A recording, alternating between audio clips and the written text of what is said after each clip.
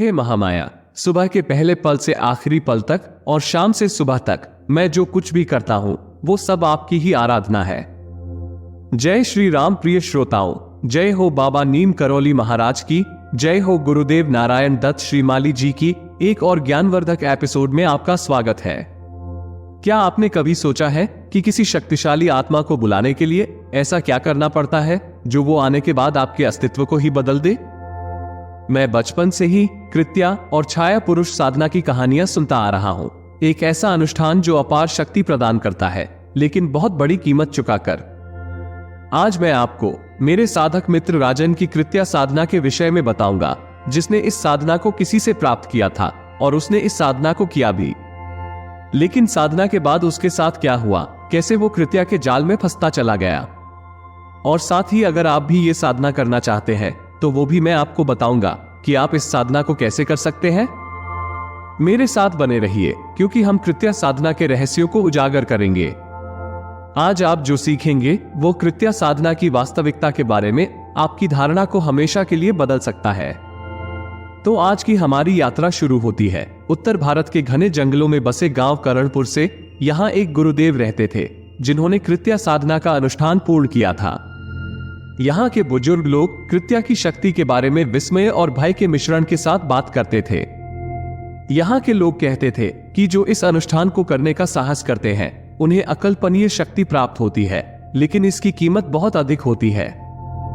ये एक अशुभ अमावस्या की रात थी जब मेरे साधक मित्र राजन ने इस निषिद्ध साधना पर निकलने का फैसला किया। वैसे इसमें उसकी गलती भी नहीं थी, क्योंकि वो अपने परिवार को गरीबी से मुक्त करने के लिए बेताब था। एक दिन राजन मेरे पास आया और उसने मुझे उसके साथ करणपुर गांव में चलने के लिए कहा। उसने मुझे बताया कि वहां एक गुरु है जिन्होंने कृत्या साधना का अनुष्ठान पूर्ण किया हुआ है और वो वहां जाकर गुरुदेव से कृत्या साधना का अनुष्ठान सीखना चाहता है। मैंने अभी अभी ही अपनी डिमोनोलॉजी की शिक्षा पूर्ण की थी और मैं गुरुदेव के पास किसी और साधना का मार्गदर्शन लेने जाना चाहता था। मैंने उसे बताया कि मुझे गुरुदेव के पास जाना है, लेकिन राजन ने मुझसे कहा कि पहले एक बार करणपुर गांव चलते हैं, तुम वहां से गुरुदेव के पास चले जाना। तो राजन और मैं एकांत प्रिय गुरु सिद्धार्थ नाथ जी का मार्गदर्शन लेने के लिए जंगल की ओर चले गए। हवा गीली मिट्टी की खुशबू और दूर से आती जानवरों की आवाजों से भरी हुई थी, क्योंकि अक्सर जंगल में या तो बहुत सन्नाटा होता है या फिर जानवरों की आवाजें आती रहती है। ये हमारे लिए कोई नई बात नहीं थी। तो आखिर में हम, जैसा गांव वालों ने बताया था, गुरु सिद्धार्थ नाथ जी की साधना स्थल पर पहुंच गए। गुरुदेव जैसे हमारा ही इंतजार कर रहे थे। उन्होंने राजन से कहा कि जो तुम लेने आए हो वो तो तुम अपने गुरु से भी ले सकते हो।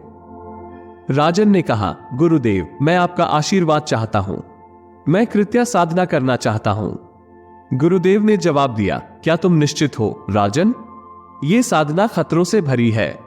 एक बार शुरू करने के बाद पीछे मुड़ना संभव नहीं है। राजन ने दृढ़ संकल्प के साथ सिर हिलाया। वैसे राजन जोखिम जानता था, लेकिन अपने परिवार की खातिर उनका सामना करने को तैयार था।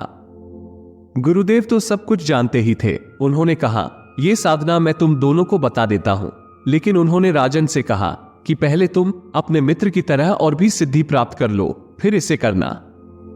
और फिर गुरुदेव ने पवित्र सामग्री इकट्ठा करने का निर्देश दिया, जैसे कृत्या तेजक और कृत्या माला, जो पंचमहामंत्रों और ब्रह्मप्राण चेतना से प्रेरित शिव शक्ति साधना के माध्यम से अभिमंत्रित की गई हो। साथ ही गुरुदेव ने अनुष्ठान के चरणों का पालन करने में सावधानी बरतने की चेतावनी भी दी, क्योंकि कोई भी गलती विनाशकारी परिणाम दे सकती थी। अगर आज की वीडियो आपको अच्छी लगे तो वीडियो को लाइक और चैनल को सब्सक्राइब करना ना भूले, और हाँ, नोटिफिकेशन बेल आइकॉन को जरूर दबा दें, जिससे आने वाली सभी वीडियो आपको तुरंत ही प्राप्त हो जाए। गुरुदेव से साधना प्राप्त करके और गुरुदेव का आशीर्वाद लेकर हमने वहां से वापसी की। रास्ते में मैंने राजन से कहा, देखो भाई, आपने शिव शक्ति साधना नहीं की है और साथ ही आपको पंचमहामंत्रों और ब्रह्मप्राण चेतना के विषय में भी कोई जानकारी नहीं है। मैंने राजन से कहा कि मैं तो कृत्या तेजक और कृत्या माला को जैसा गुरुदेव ने बताया है वैसे ही सिद्ध कर लूंगा, क्योंकि मैंने ये साधना पूर्ण की हुई है। आप मेरे साथ गुरुदेव के पास चले और पहले इन सब को सिद्ध कर ले, उसके बाद ही ये साधना करना। राजन ने मुझसे कहा कि आप गुरुदेव के पास जाए वो पहले कृत्या साधना करेगा, उसके बाद मैं वहां से गुरुदेव के पास चला गया। काफी दिनों बाद जब मैं राजन से मिला तो मैंने उससे कृत्या साधना के विषय में पूछा। तब जो मुझे राजन ने बताया उससे मैं समझ गया कि बिना पूर्ण सिद्धि के ऐसी साधना नहीं करनी चाहिए। तो चलिए जानते हैं राजन की कृत्या साधना के विषय में, और साथ ही आप ये भी समझ जाएंगे कि आपको ये साधना कैसे करनी है। हवा जंगल के पुराने उलझे हुए पेड़ों के बीच से गुजर रही थी। यह एक घना भयावह स्थान था जिसे राजन ने साधना के लिए चुना था। चांद जो काले आसमान में एक छोटे से टुकड़े के रूप में दिखाई दे रहा था। ऐसा लग रहा था कि दुष्ट आत्माओं का झुंड नाच रहा हो, और हवा में एक बेचैन करने वाली ठंडक थी। यह एक ऐसी जगह थी जो अलौकिक शक्तियों से भरी हुई थी, जो किसी के द्वारा जगाए जाने का इंतजार कर रही थी। इस जंगल के बीच में एक पुराना शिव मंदिर था। इसकी ढहती पत्थर की दीवारें काई से ढकी हुई थी और प्रवेश द्वार मुश्किल से पहचाना जा सकता था, जो उगी हुई झाड़ियों के जाल के पीछे छिपा हुआ था। अंधेरे और रहस्य में डूबा ये शिव मंदिर उन भयानक साधनाओं के लिए एकदम सही जगह था जिसे राजन करना चाहता था। आखिर राजन की जिज्ञासा उसे मंदिर तक ले गई जहां वो कृत्या की शक्तिशाली साधना का अनुष्ठान करने वाला था। राजन अपने साथ अनुष्ठान के लिए आवश्यक सामग्री लेकर आया था, कृत्या तेजक और कृत्या माला, लेकिन दोनों शिव शक्ति साधना की शक्ति से भरपूर नहीं थी। राजन ने इस क्षण के लिए सावधानी पूर्वक तैयारी की थी, अनुष्ठान के हर विवरण का अध्ययन किया और आवश्यक वस्तुओं को इकट्ठा किया था। अनुष्ठान की पहली रात राजन ने काली धोती पहनी और दक्षिण दिशा की ओर मुंह करके काले आसन पर बैठ गया। उसने संकल्प लिया, मैं अपने जीवन में आने वाली हर समस्या में मदद पाने के लिए 11 दिवसीय अनुष्ठान करने की प्रतिज्ञा करता हूं। अब बाएं हाथ में जल लेकर राजन ने 10 बार शरीर रक्षा मंत्र का जाप किया और अपने शरीर पर छिड़का, ओम रम क्षम देहत्व रक्षाय फट। जंगल ने मानो सांस रोक ली हो जब उसने दिशा बंधन किया। ओम ऐम क्लीम ह्रीम क्रीम ओम फट। किसी भी बाधा को दूर करने के लिए पानी पर मंत्र जाप करके 10 दिशाओं में फेंका। जैसे जैसे राजन का अनुष्ठान दिन प्रतिदिन बढ़ता गया, रातें और अधिक ठंडी और बेचैन करने वाली होती गईं। हर रात वो पूज्य गुरुदेव और कृत्या तेजक की पंचोपचार पूजा करता था और अंतहीन दौर में मूल मंत्र ओम क्लीम क्लीम कृत्याय क्रीम क्रीम फट का जाप करता था। उसकी परछाई खड़ी होकर उसके चारों ओर नाचती थी, राजन को धमकियां देती थी, लेकिन वो दृढ़ रहा, हर भयानक आवाज को अनदेखा करता रहा। जैसे ही वो अपने आसन पर बैठता था, उसके आसपास की हवा और भी ठंडी हो जाती थी। मंदिर जो पहले से ही शांत था और भी अधिक शांत हो जाता था, मानो मंदिर अपनी सांस रोक रहा हो। मंत्रोच्चार हवा में गूंजने लगता था। राजन जानता था कि अनुष्ठान शुरू होने के बाद वो उठ नहीं सकता है और उसे किसी भी आवाज को अनदेखा करना था, चाहे वो कितनी भी अजीब या डरावनी क्यों ना हो। पहली रात बिना किसी घटना के बीत गई, लेकिन दूसरी रात उसे हल्की फुसफुसाहट सुनाई देने लगी। पहले तो उसे लगा कि यह सिर्फ उसकी कल्पना है, लेकिन हर बीतते घंटे के साथ फुसफुसाहट तेज और ज्यादा जोरदार होती गई। तीसरी रात तक फुसफुसाहटें भयानक आवाजों में बदल गई जो उसका नाम पुकार रही थी। वो लगातार मंत्रोच्चार करता रहा, उसकी आवाज उसके आसपास की भयानक आवाजों के साथ मिल रही थी। चौथी रात को तापमान इतना गिर गया कि उसकी सांसें बड़ी मुश्किल से बाहर आ रही थी। आवाजों के साथ अब अजीबोगरीब लगभग मानव जैसी आकृतियां भी दिखाई देने लग गई जो उसके एकदम सामने आकर बैठ गई थी। सातवीं रात तक थकावट उस पर हावी होने लगी। लगातार डर ने उसकी नसों तक में डर का माहौल बना दिया था। फिर भी वो अपनी जिज्ञासा और दृढ़ संकल्प से प्रेरित होकर जाप करता रहा। आठवीं रात को मंदिर एक अपवित्र प्रकाश से भर गया, एक भयानक हरा रंग जो हर एक अंधेरे कोनों को रोशन कर रहा था और छाया में से भयानक चेहरे दिखा रहा था। नौवीं रात को मंदिर में शोरगुल की आवाज गूंजने लगी, चीखे और गलियारों में गूंजते भारी कदमों की आवाज। राजन ने अपनी आंखें बंद रखी और जोश के साथ मंत्रोच्चार करते हुए अपने आसपास के डरावने माहौल को रोकने की कोशिश की। 10वीं रात सबसे खराब थी। हवा में बदबू थी और दीवारें किसी दूसरी दुनिया की ऊर्जा से धड़क रही थीं। आवाजें पहले से कहीं ज्यादा तेज थी। उसका नाम चिल्ला रही थी, उसे डरा रही थी, उसकी एकाग्रता को तोड़ने की कोशिश कर रही थी। उसे ऐसा लग रहा था कि कोई अदृश्य हाथ उसे आसन से दूर खींचने की कोशिश कर रहा है। आखिरकार 11वीं रात आ गई। राजन पागलपन की कगार पर था, लेकिन उसे पता था कि यह अंतिम चरण था।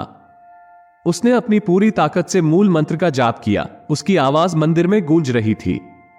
जैसे ही अनुष्ठान अपने चरम पर पहुंचा, एक चमकदार रोशनी कमरे में भर गई और एक शक्तिशाली बल ने उसे जमीन पर गिरा दिया। जब उसने अपनी आंखें खोली तो मंदिर में फिर से सन्नाटा छा गया। उसे एक अजीब सी शांति का एहसास हुआ। उसे पता था कि उसने कृत्या साधना पूरी कर ली है, लेकिन असली परीक्षा अभी बाकी थी। कृत्या उसके सामने प्रकट हुई और उसने राजन से कहा, राजन, तुमने मुझे बुलाया है। तुम क्या चाहते हो? राजन ने कहा, मैं अपने परिवार को गरीबी से मुक्त करना चाहता हूं। मैं धन समृद्धि और सभी नुकसानों से सुरक्षा की कामना करता हूं। कृत्या मुस्कुराए, तुम्हारी इच्छा पूरी होगी, लेकिन याद रखो, हर वरदान का अपना अभिशाप होता है। अंतिम रातें सबसे कष्टदायक थीं। राजन ने अनुष्ठान के भार को अपने ऊपर दबा हुआ महसूस किया। प्रत्येक मंत्र अज्ञात में एक कदम और आगे बढ़ रहा था। 11वीं रात को उसने तेजक को अपने गले में पहना और अपनी नसों में इसकी ऊर्जा को महसूस किया। उसने गुरु निर्देशानुसार अपने गले में तेजक पहना और अपने हाथों पर कृत्या माला बांधी। 30 दिनों तक उसने ब्रह्मचर्य का पालन किया और दिन में केवल एक बार भोजन किया, जिससे कृत्या का तेज उसके शरीर में व्याप्त हो गया। वास्तव में धन समृद्धि आई। राजन का परिवार फलने फूलने लगा। उनकी किस्मत इतनी तेजी से बदली कि सभी लोग दंग रह गए। फिर भी साधना की कीमत तो चुकानी होती है। कृत्या की उपस्थिति बनी रही, एक निरंतर छाया जो हर गुजरते दिन के साथ और शक्तिशाली होती गई। जैसे जैसे दिन बीतते गए, उसकी इंद्रियां तेज हो गई और उसे अपनी नसों में एक अजीब, लगभग अलौकिक ऊर्जा का प्रवाह महसूस हुआ। उसे पता था कि उसे वो शक्ति मिल गई है जिसकी उसे तलाश थी, लेकिन इसके लिए उसे एक कीमत चुकानी पड़ी। वो डरावनी फुसफुसाहटें और छायाएं अभी भी उसका पीछा नहीं छोड़ रही थी, जो उसे अंधेरी शक्तियों की निरंतर याद दिलाती थी जिन्हें उसने बुलाया था। क्योंकि उसने कृत्या तेजक और कृत्या माला को पंचमहामंत्रों और ब्रह्मप्राण चेतना से प्रेरित शिव शक्ति साधना के माध्यम से पूरी तरह अभिमंत्रित नहीं किया था। 30वें दिन उसने तेजक और माला को नदी में विसर्जित कर दिया और अनुष्ठान पूरा कर लिया। कृत्या साधना ने उसे शक्ति दी थी, लेकिन इसने उसके भीतर कुछ अंधकार भी जगा दिया था। एक दिन राजन की पत्नी ने उससे कहा, राजन, कुछ ठीक नहीं है। मुझे लगता है कि किसी की नजर मुझ पर है और वो मुझे देख रही है, मेरा इंतजार कर रही है। अब राजन को संदेह हो रहा था। वो सोच रहा था कि क्या वो वास्तव में कृत्या के प्रभाव से खुद को मुक्त कर सकता था। उस रात हवा ठंडी हो गई। कृत्या एक बार फिर प्रकट हुई। उसकी मुस्कान अब एक खतरनाक मुस्कान थी। कृत्या ने कहा, तुम मुझसे बच नहीं सकते राजन, अब हमारा बंधन शाश्वत है। हताश होकर राजन नदी की ओर दौड़ा और जोश के साथ मंत्रों का जाप करने लगा। जैसे ही उसने मंत्रों का जाप किया, पानी में उछाल आया और बुलबुले उठे। एक बल उसे अपनी ओर खींच रहा था। कृत्या की हंसी गूंज उठी, जो नदी की गर्जना के साथ मिल गई। अंत में राजन नदी के किनारे अकेला खड़ा था। जंगल शांत था, लेकिन कृत्या की भयावह उपस्थिति की छाया उसके जीवन पर बनी रही। उसने धन तो कमाया, लेकिन अपनी शांति और विवेक की कीमत पर। राजन की कृत्या साधना ने एक बार फिर यह सिखा दिया है कि जो ऐसी शक्ति की खोज करता है, उसे आने वाले खतरों के लिए भी तैयार रहना चाहिए।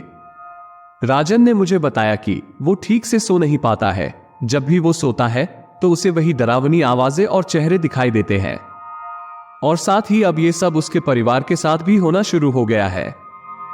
तब मैंने उसे बताया कि उस दिन मैं वहां से गुरुदेव के पास किस लिए गया था, क्योंकि मैंने ठीक उसी समय डिमोनोलॉजी की शिक्षा पूर्ण की थी और इस मार्ग पर आगे चलने से पहले मुझे एक शक्तिशाली सुरक्षा मंत्र की जरूरत थी। मैंने उसे बताया कि मैंने गुरुदेव के पास जाकर मां काली की शक्तिशाली सुरक्षा मंत्र साधना पूर्ण की थी, जिसके प्रभाव से अब कोई शक्ति मेरा कुछ नहीं बिगाड़ सकती है। मैंने उसे मां काली के शक्तिशाली सुरक्षा मंत्र की साधना करने का पूरा विधान समझा दिया और यह भी बता दिया कि कैसे इस मंत्र से वो अपने परिवार की भी सुरक्षा कर सकता है, और साथ ही जैसे ही उसकी साधना पूर्ण होगी, मंत्र की शक्ति कृत्या को अपने पाश में बांध लेगी। वो अब कृत्या के प्रभाव से मुक्त है, लेकिन कृत्या अभी बंधी हुई है। अगर वो आजाद हो गई तो अब की बार राजन के प्राण संकट में आ जाएंगे। अगर अभी भी आप कृत्या साधना करना चाहते हैं तो मैं जल्दी से एक बार आपको साधना बता देता हूं। इस तीक्ष्ण साधना में जरा सी भी गलती साधक के लिए हानिप्रद सिद्ध होगी। यह साधना 11 दिन में संपन्न होती है। इस साधना में साधक काली धोती पहने और काले रंग के आसन का प्रयोग करें। यह रात्रिकालीन साधना है। इस साधना को करने में इन सामग्रियों की आवश्यकता होगी: पंचमहामंत्रों से अनुप्राणित, शिव शक्ति साधना से सिद्ध और ब्रह्म प्राण चेतना युक्त कृत्या तेजक और कृत्या माला। किसी भी अमावस्या की रात्रि को दक्षिण दिशा की ओर मुंह करके आसन पर बैठे और संकल्प करें कि मैं अपने जीवन में आने वाली प्रत्येक समस्या में सहायता प्राप्त करने के लिए 11 दिन का अनुष्ठान करने का संकल्प लेता हूं। इसके बाद देह रक्षा और दिशा बंधन करें, जिससे साधना काल में कोई व्यवधान ना आए। अब मूल मंत्र की 11 माला जप करें। साधना करने का स्थान, देह रक्षा, दिशा बंधन और कृत्या मूल मंत्र वीडियो में पहले ही बता चुका हूं। आसन पर बैठने के बाद बीच में उठे नहीं। साधना काल में यदि कोई आवाज सुनाई दे तो उसकी ओर ध्यान न दे। मंत्र जप का क्रम किसी भी परिस्थिति में बीच में न तोड़ें। इस प्रकार 11 दिन तक साधना करें। 11वें दिन के बाद तेजक को अपने गले में पहने और माला को बांह पर बांध लें। साधक इसे 30 दिन तक अवश्य पहने, जिससे कृत्या का तेज साधक के शरीर में रम सके और साधक सफलतापूर्वक इसका प्रयोग कर सके। 30 दिनों के बाद साधक तेजक और माला को नदी या तालाब में विसर्जित कर दे। इस साधना में ब्रह्मचर्य व्रत का पालन और एक समय भोजन करना आवश्यक है। अंत में मैं अपना परिचय दे देता हूं। मैंने बिहेवियर साइंस, साइकोलॉजी और डिमोनोलॉजी में अपनी शिक्षा पूरी की है और साथ ही पिछले 15 सालों से गुरु मार्गदर्शन में स्पिरिचुअलिटी सीख रहा हूं। मैंने इच्छाओं को प्रकट करने के लिए स्पिरिचुअलिटी, साइकोलॉजी और डिमोनोलॉजी के तरीकों का अध्ययन करने में 1 दशक से अधिक समय बिताया है। आपके पास अपने सपनों का जीवन लगभग तुरंत बनाने की शक्ति है। अब मुझे आपसे सुनना अच्छा लगेगा। क्या आप इस प्रयोग को करना चाहते हैं? यदि हां तो कृपया कमेंट में अवश्य लिखें कि आप अपने जीवन में क्या पाना चाहते हैं। मैं आपको याद दिलाना चाहता हूं कि आपके जीवन को बदलने की शक्ति आपके भीतर ही है। आपका अवचेतन मन एक शक्तिशाली उपकरण है जो आपकी इच्छा के अनुसार कुछ भी हासिल करने में आपकी मदद कर सकता है। याद रखें, हजारों मील की यात्रा एक कदम से ही शुरू होती है। आज से ही मंत्र जप शुरू करें और अपने जीवन में बदलाव का अनुभव करें। अगर आपको इस तरह के वीडियो पसंद आते हैं तो कृपया मुझे कमेंट करके जरूर बताएं। मुझे आपके कमेंट से बहुत अधिक मोटिवेशन मिलता है, जिससे मैं आपके लिए ऐसे ही अच्छे वीडियो और भी ला सकूंगा। अब तक मेरा साथ देने के लिए आप सबका दिल की गहराई से धन्यवाद। अगर आज की वीडियो को समझने में आपको कोई भी परेशानी आई हो तो आप मेरे दूसरे YouTube चैनल पर जाकर भी पूरी जानकारी और साथ ही और भी अधिक जानकारी इंग्लिश में प्राप्त कर सकते हैं। चैनल का लिंक डिस्क्रिप्शन में दे दिया गया है। इसलिए मैं आपको मंत्रों की शक्ति और इन पर विश्वास करने के विचार के लिए आमंत्रित करता हूं। कहीं ना कहीं हमारी समझ से परे एक शक्ति है जो वास्तविक है। चाहे आप इस प्राचीन अनुष्ठान को शुरू करना चुने या बस इसे कहानी समझकर आनंद लें, याद रखें, ब्रह्मांड हमेशा सबकी बातें सुनता रहता है। वो हमेशा सच्चे दिल की पुकार का जवाब देने के लिए तैयार रहता है। इस मनमोहक यात्रा में मेरे साथ शामिल होने के लिए धन्यवाद। यदि आप भी मेरी तरह प्रकृति के रहस्यों को समझाना पसंद करते हैं तो मैनिफेस्ट ट्रांसपोर्ट को लाइक, शेयर और सब्सक्राइब करना न भूलें। अगली बार तक साधना करते रहें और याद रखें, जो लोग विश्वास करने का साहस करते हैं, ईश्वर हमेशा उनकी पहुंच में है। जय श्री राम।